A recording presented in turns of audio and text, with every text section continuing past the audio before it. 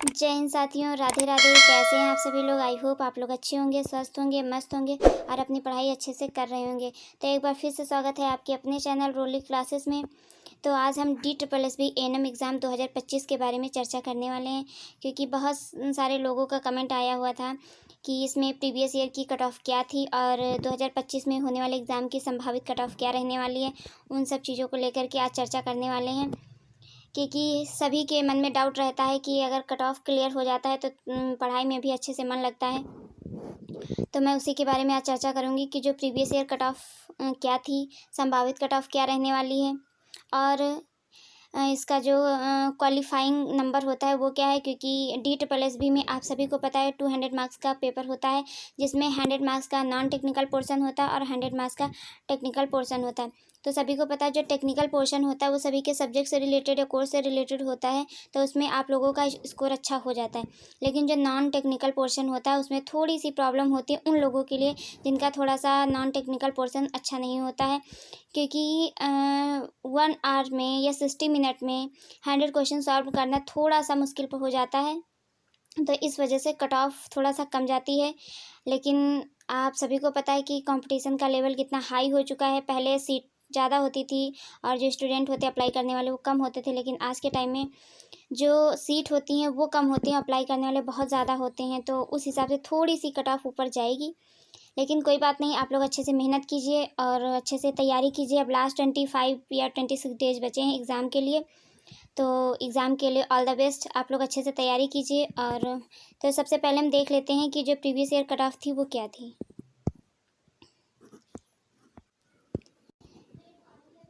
ये आपका रहा जो प्रीवियस ईयर कट ऑफ थी आपकी। ये हमने DSSB की साइट से लिया है, ताकि आप लोगों को ये ना लगे कि ये कोई फेक है या कुछ भी है, ऐसा कुछ नहीं है। तो आप लोग देख लीजिए कि जो DSSB एएनएम का एग्ज़ाम 2020 में कट ऑफ क्या रहने वाली मतलब थी। तो यहाँ पे जो अनरिजर्व हैं उनकी 96 थी, अनरिजर्व की 96 थी। ओबीसी 81.25 थी, तो ओबीसी की थी। लेकिन ये सिर्फ जो दिल्ली के लोग हैं उन्हीं को ये सुविधा मिल सकती है, बाकी जितने भी लोग हैं वो यूआर में ही काउंट किए जाएंगे। तो आप लोग जितने भी अदर स्टेट के हैं वो सब लोग इसकी तैयारी करें, क्योंकि उनके लिए यही बेस्ट है। बाकी वो ओबीसी में नहीं जा सकते हैं। जो एससी वाले लोग हैं उनकी कट ऑफ है 75.50 और एसटी का जो कट ऑफ गया था वो 61.50 गया था। तो ये थी प्रीवियस ईयर कट ऑफ। तो आप लोग इससे अंदाज़ा लगा सकते हैं कि प्रीवियस ईयर कट ऑफ क्या थी, अब आने वाले एग्ज़ाम में कट ऑफ क्या हो। सभी कट ऑफ में मैक्सिमम 5 से 10 मार्क्स बढ़ेंगे कट ऑफ में। मैं ये फिर कह रही हूँ, मैक्सिमम 5 से लेकर के 10 मार्क्स सभी में प्लस होंगे, क्योंकि वो 2020 था और ये 2025 है। तो इसलिए आप लोग ऐसी तैयारी कीजिए जो अनरिजर्व वाले हैं 100 प्लस करने की, 200 में 100 प्लस करने की कोशिश कीजिए। इससे प्लस ही जा रहा है ज़्यादा बेटर, लेकिन 100 के नीचे बिल्कुल नहीं। और बाकी मैं इसके क्वालिफाइंग बता देती हूँ कि इसकी जो क्वालिफाइंग नंबर है वो कितना होना चाहिए। जो सामान है, जो जिसे यूआर बोलते हैं अनरिजर्व, उनका जो क्वालिफाइंग नंबर है वो 40% है। तो 200 में आपको 80 अंक लाना कंपलसरी है, क्योंकि ये क्वालिफाइंग नंबर। अगर आप इससे कम लाते हैं तो पहले ही आप कट ऑफ से बाहर हो जाते हैं, तो कट ऑफ की बात ही खत्म हो जाती।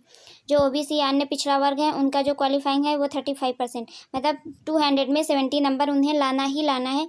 कट ऑफ कितने पे जाती है वो मैटर बाद में करता है, पहले तो ये मैटर करता है कि आप 200 में 70 मार्क्स लाए हैं या नहीं। एससी एसटी और दिव्यांग, तो इन लोगों को 30% यानी 60 मार्क्स लाना ही कंपलसरी है। तो ये था क्वालिफाइंग कि आप इतना अगर लाते हैं तो क्वालिफाइंग करते हैं, उसके बाद कट ऑफ में आप आते हैं। उसके लिए आपको जो भी नंबर रहेंगे वो लाना होगा, लेकिन इतना आपका क्वालिफाइंग नंबर है जो आपको लाना पड़ेगा।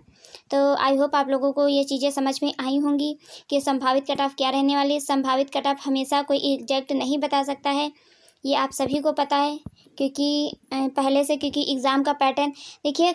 मैं ये तो कहूँगी 100 प्लस आप लोग की तैयारी होनी चाहिए। अगर पेपर टफ भी रहा तो सबके लिए टफ रहेगा, इजी रहेगा तो सबके लिए टफ इजी रहेगा।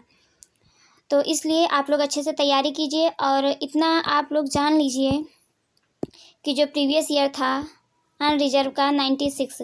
तो इससे तो कम नहीं होने वाली कट ऑफ है, इससे बढ़ेगी। पेपर इजी हो या हार्ड हो, इससे बढ़ेगी, कम कभी नहीं हो सकता है।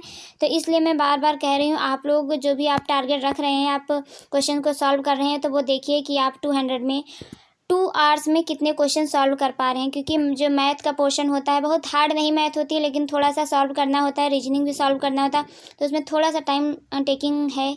तो मैं नॉन टेक्निकल के जो DSSB ने एनएमए एग्ज़ाम करवाया हुआ है, उसका मैं एक पेपर मिला हुआ है, उसको मैं सॉल्व कराऊंगी। तो आप उसमें अंदाज़ा लगा सकते हैं कि उसको देख के कि किस टाइप का पेपर नॉन टेक्निकल का आता है। टेक्निकल का तो आप सभी को पता है कि किस लेवल का पेपर आता है, लेकिन नॉन टेक्निकल का एक पेपर मुझे मिला हुआ है, जिसका मैं सोल्यूशन कराऊंगी। मैं आप लोगों को दिखाऊंगी कि नॉन टेक्निकल का पेपर कैसा होता है DSSB के द्वारा।